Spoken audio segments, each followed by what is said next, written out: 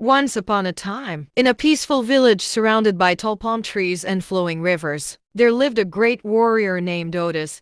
He was the strongest man in the land, and no one had ever defeated him in battle. Whenever enemies tried to attack their village, Otis would lead the warriors to fight. He was fearless, fast, and powerful. His sword never missed its target, and his enemies feared his name. Some said he was not an ordinary man. Others believed he had a secret source of power, but no one dared to ask him. The villagers respected him greatly. "Otis is our protector," they would say. Whenever he walked through the village, people bowed in greeting. The children admired him. The men wanted to be like him, and the women sang his praises. But even though he was a mighty warrior, Otis had a soft heart for one person, his wife, Jenny. Jenny was the most beautiful woman in the village. She had bright, glowing skin and long, black hair that flowed down her back. Her eyes shone like the morning sun, and her smile was as warm as the fire in the hearth. Everyone in the village admired her beauty. But what made her special was not just her looks, it was her kindness. She loved her husband dearly and always made sure their home was filled with joy. She cooked the sweetest meals, told the funniest stories, and welcomed everyone with a warm heart. Otis and Jenny were the perfect couple. They laughed together, ate together, and walked through the village hand in hand. Their love was strong and unshaken. One evening, after Otis returned from a long journey, Jenny prepared his favorite meal, pounded yam and spicy vegetable soup. As they sat together under the moonlight, Jenny smiled and said, "My husband, you are the strongest man I know. No one has ever defeated you. What is your secret?" Otis chuckled and shook his head. "A warrior does not reveal his secrets, my love." Jenny laughed and leaned against him. "I was only joking. As long as you are with me, I have nothing to worry about." Otis wrapped his arm around her. "And I will always be with you," he promised. Their love was beautiful.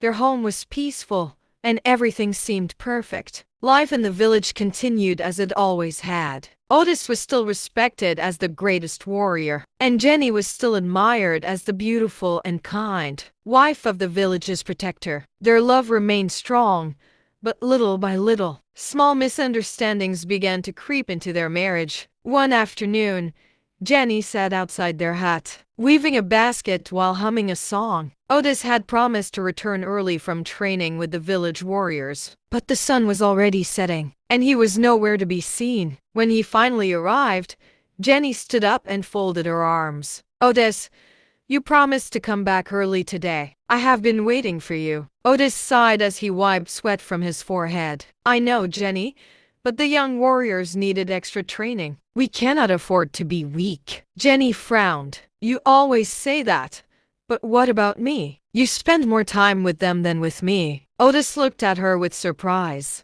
"Jenny, you know I must train them. The village depends on me." Jenny shook her head. "I know, but sometimes I feel like I am not important to you." Otis stepped closer and gently held her hands. "You are very important to me, Jenny.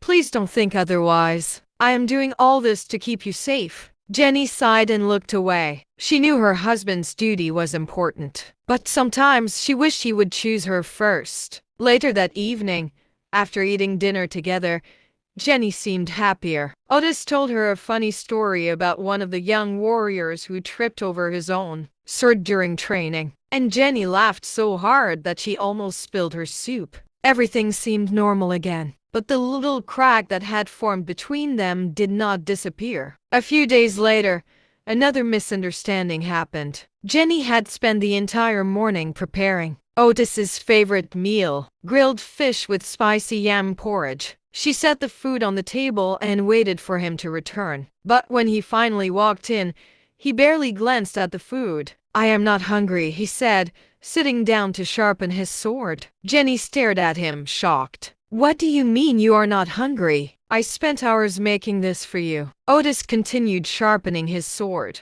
"I ate at the elders' meeting. I didn't want to, but they insisted." Jenny's eyes filled with disappointment. "You didn't even think to tell me?" Otis put his sword down and looked at her. "Jenny, I didn't mean to upset you. The meeting was important." Jenny pushed the bowl of food aside and crossed her arms. "It is always about the village, the warriors, the elders. What about me?" Otis sighed and reached for her hand, but she pulled away. "Jenny, I love you. Please don't be upset. She did not respond immediately. She knew her husband was not trying to hurt her, but she still felt ignored. After a while, she took a deep breath and forced a small smile. Fine. I understand. Otis smiled and gently squeezed her hand. Thank you. I promise to eat the food later. Jenny nodded, and they sat together quietly. After some time, Otis started talking about his childhood, telling her funny stories about how he used to climb trees and fall into rivers. Jenny laughed, and once again, the tension between them faded. For now, their happiness returned. But something had changed in Jenny. She started watching Otis more closely. She admired his strength and speed. He never got tired, never got injured, and never lost a fight. The thought kept growing in her mind. How was he so strong? She never asked, but deep inside, curiosity burned like a small flame waiting to grow. For now, though, their love was still strong. Otis and Jenny were happy again. Otis and Jenny were still known as the happiest couple in the village. Their love was strong, and people often spoke of how lucky Jenny was to be married to the mightiest warrior. Women admired her, and men respected Otis for being not only a fearless fighter but also a loving husband. Whenever Otis returned from battles or long training sessions, Jenny welcomed him with warm food and a soft smile. They sat together outside their hut, watching the moon and talking about their day. But no matter how happy they were, one question never left Jenny's mind. Where does Otis get his powers from? She had never seen him struggle in a fight. He never bled, never seemed weak, and never lost. It was as if he was not an ordinary man. For weeks, she kept the thought to herself, but curiosity grew stronger each day. One evening, as they sat in their hut eating roasted yams with palm oil, Jenny finally spoke. Otis, where do you get your powers from? Otis stopped chewing. He glanced at her but said nothing. He picked up another piece of yam and ate it slowly. Jenny watched him, waiting for an answer. When he said nothing, she sighed and shook her head. You heard me, Otis. Why are you ignoring my question? Otis wiped his hands and leaned back. Jenny, let's not talk about that. Jenny frowned. Why not? I am your wife. I should know everything about you. Otis looked at her with serious eyes. Some things are better left unsaid, my love. Jenny wanted to argue, but she saw the warning in his eyes. She sighed and let the matter rest. Weeks passed, and life continued as usual. Jenny no longer asked about Otis's strength, but the question never truly left her heart. She watched him closely, searching for an answer in the way he moved, the way he fought, the way he lived. One night, as they sat outside enjoying the cool evening breeze, Jenny tried again. Otis, she began softly. Yes, my love, he replied, his voice calm. She hesitated for a moment, then said, where do you get your powers from? Otis sighed deeply and shook his head. Jenny, why are you asking this again? Because I want to know, she said gently. I promise I won't tell anyone. I just want to understand. Otis was silent for a long time. He stared at the stars above, then at Jenny's eager face. Finally, he took a deep breath. Fine. I will tell you. Jenny leaned forward, her heart beating fast. Otis pointed upwards to the wooden beam of their hut. Jenny followed his gaze and saw a brown calabash hanging high above, secured with strong ropes. It swayed slightly with the breeze that passed through the hut. That is where my power comes from, Otis said. As long as it remains safe, I will never lose a battle. Jenny's eyes widened in surprise. Really? Otis nodded. His face was serious. But listen to me, Jenny. You must never tell anyone about this. And no matter what happens, you must never break it. Jenny swallowed hard. What will happen if it breaks? Otis's voice was low and firm. If it breaks, I will lose my powers. And not just that. He paused. I will also lose my life. Jenny gasped. No, that must never happen. Otis reached for her hands and held them tightly. Promise me, Jenny. Promise that you will never reveal this secret. Jenny nodded quickly. I promise, Otis. I will never tell anyone. And I will never break the calabash. Otis watched her carefully before nodding. Good. Now let us forget this conversation and never speak of it again. Jenny smiled and rested her head on his shoulder. She had finally gotten her answer. Their love was still strong, and nothing had changed. But secrets, once revealed, never truly stay hidden. The sun shone brightly over the village, but inside Otis and Jenny's hut, a storm was brewing. For the past few days, Otis had noticed that his wife seemed unhappy. She barely spoke to him the way she used to, and when she did, there was a sharpness in her tone. He had no idea why. That afternoon, after training with the village warriors, Otis sat on a wooden stool outside their hut. Jenny was inside, pounding yam. The air was thick with the smell of burning firewood. Taking a deep breath, Otis decided it was time to talk to her about what was troubling him. He stepped into the hut and cleared his throat. "Jenny, there's something I need to tell you," he said, sitting on a low stool near her. She didn't stop pounding. "What is it?" she asked without looking at him. Otis hesitated for a moment, then said, "Some elders in the village came to me today. They said I should take another wife." The pestle slipped from Jenny's hands and hit the wooden mortar with a loud thud. Slowly, she turned to face him. "What did you just say?" Otis sighed. "The villagers want me to marry another wife." Jenny's eyes darkened with anger. "And what did you tell them?" Otis reached for her hand, but she pulled away. "I told them no. I told them I only need you, Jenny." Instead of feeling relieved, Jenny's face twisted in frustration. "Then why are you telling me this? Why did you even listen to them?" Otis frowned. "I listened because they are elders. I cannot just walk away from them. But my answer was clear. I do not want another wife. I love you, and only you." But Jenny was already lost in her own thoughts. "So they think I'm not enough for you? Or is that what you think too?" Otis shook his head. "Why are you twisting my words, Jenny? I told you I refused." Jenny crossed her arms. "But you still considered their words enough to come and tell me about it." Otis rubbed his forehead, feeling exhausted. "I told you because I don't want secrets between us." Jenny let out a bitter laugh. "Secrets? You mean like the one about your powers?" Otis stiffened. "Jenny, don't bring that up." Jenny glared at him. "Why not? Maybe if I break that calabash, you will have no power left to attract all these villagers and their foolish ideas." Otis's heart pounded. He stepped closer and grabbed her hands. "Jenny, don't say such things. Never joke about the calabash." Jenny pulled away.